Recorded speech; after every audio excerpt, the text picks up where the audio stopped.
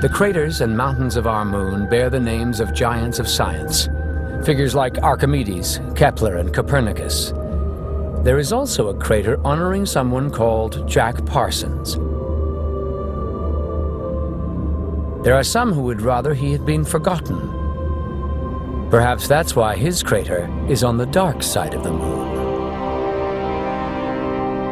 He was a maverick rocket scientist, okay? He was also a maverick rocket scientist spiritually.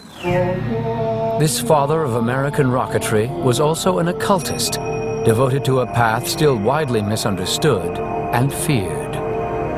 So the founding of modern rocket science is absolutely allied and connected with black magic.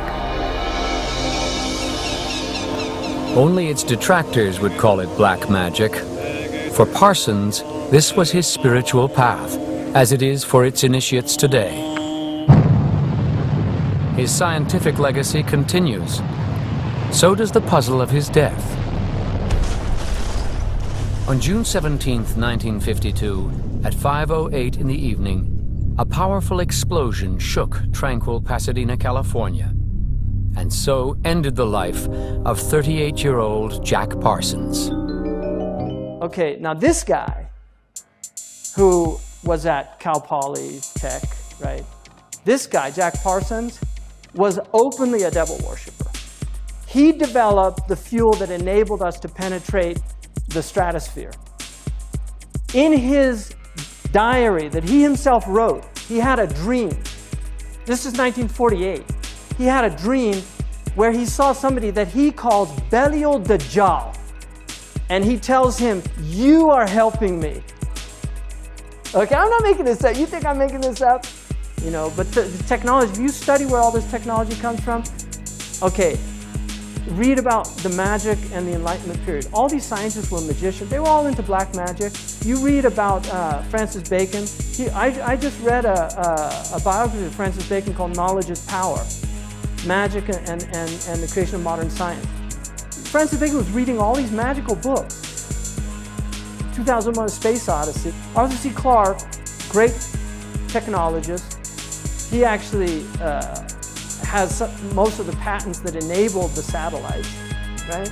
If you look at his interview with BBC in 1961, where he predicts the internet, he predicts the cell phones, he predicts texting. He said that by the year 2000, people are going to have handheld devices that enable them to talk to anybody anywhere, right? Arthur C. Clarke said, and he has 3 laws of technology. One of his laws is no technology reaches a level of complexity except it becomes indistinguishable from magic.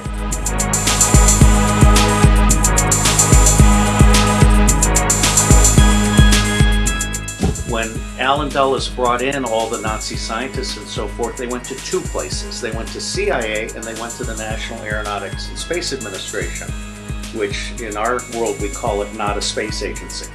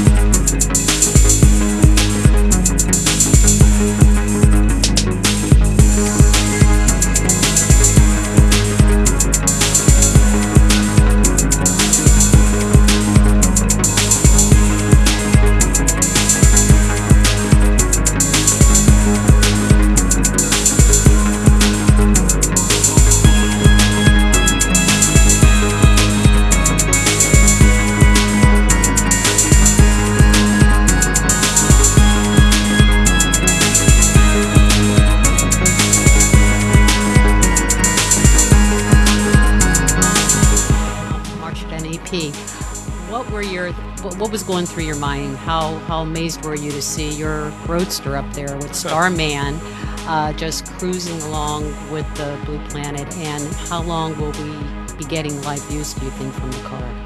Well, I think it looks so ridiculous and impossible.